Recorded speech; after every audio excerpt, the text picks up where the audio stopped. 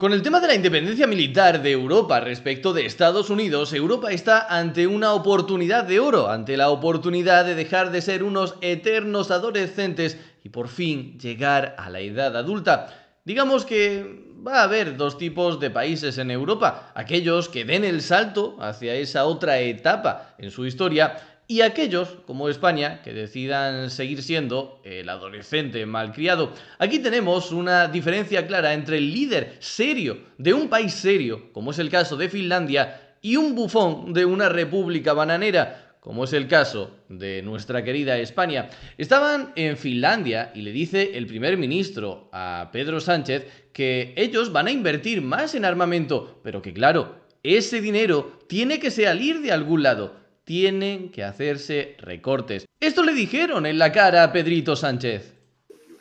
Y estoy de acuerdo con lo que ha dicho el primer ministro Sánchez sobre este tema.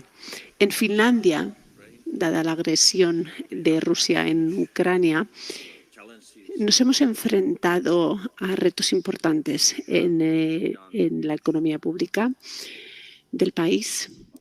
Hemos tenido que recortar el gasto público de forma dramática, algo que no ha sido sencillo, pero al mismo tiempo la seguridad es un aspecto existencial para nosotros. En Finlandia le dicen a sus ciudadanos que son mayores de edad y deberían entender este tipo de cosas.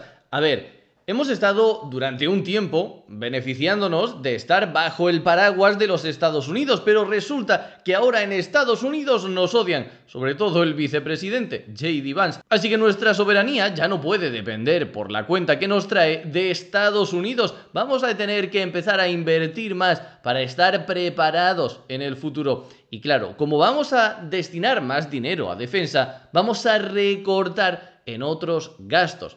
Eso es lo que dice un país normal. ¿Qué es lo que dice nuestro querido Pedrito Sánchez? Escuchad.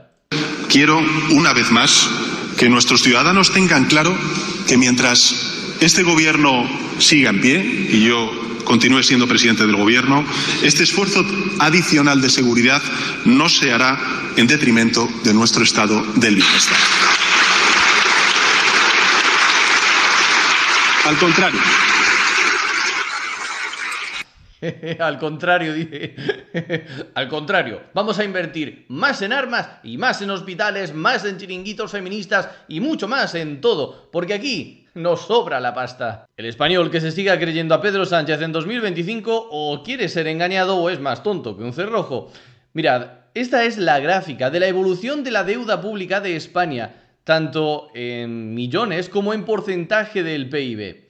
Vemos que hasta más o menos el 2007, pues bueno, no digamos que estábamos demasiado bien porque lo ideal sería cero o algo relativamente cercano a cero para no pagar intereses más que nada. Pero bueno, que hasta este año, pues más o menos se llevaba la cosa controlada. Pero claro, a partir de entonces ha sido una completa subida al Everest y no parece que vayamos a tener fin.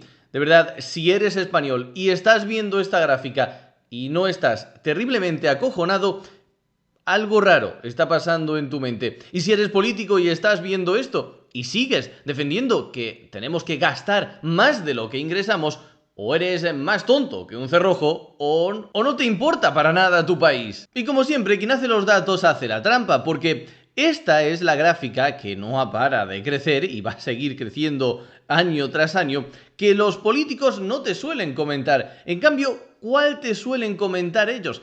¿Cuál es el dato de deuda que te suelen dar? Deuda como porcentaje del PIB. Es decir, cuánto debemos respecto a lo que España produce cada año. Pero ¿por qué a mí no me gusta tanto este dato? Porque aquí se pueden trampear muy fácilmente los datos. Por ejemplo, parece que nos estamos estabilizando cuando en realidad no paramos de crecer. Y aquí voy a aprovechar para comentaros algo que seguramente muchos de vosotros no sepáis.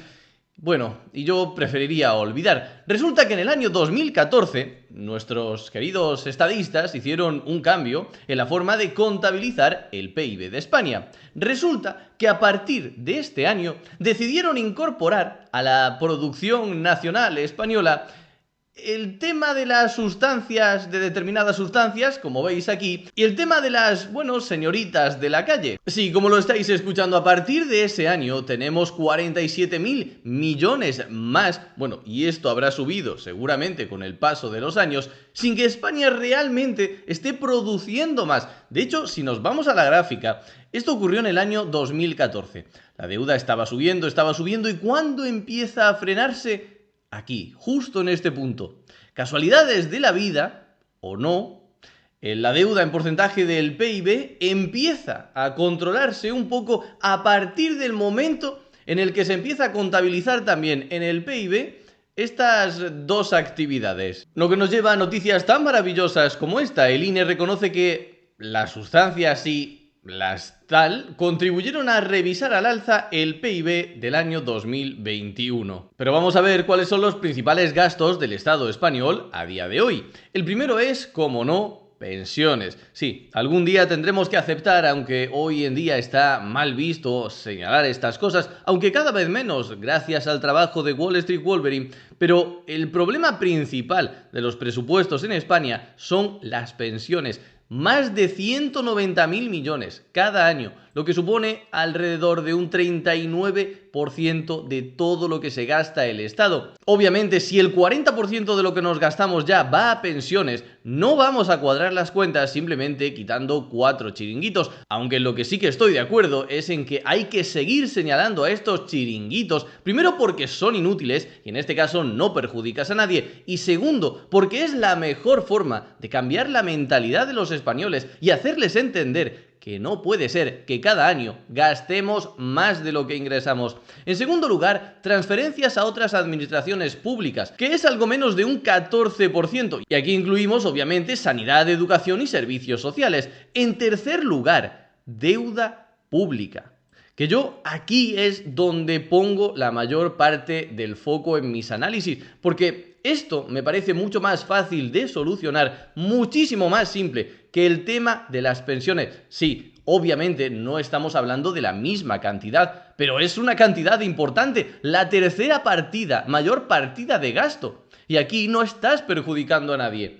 Ya tenemos estimaciones para el año 2025 de entre 42.000 y 44.000 millones de euros. En cuarto lugar, prestaciones por desempleo, aproximadamente un 4 o un 5%. Y en quinto lugar, defensa, con alrededor de un 2,5%.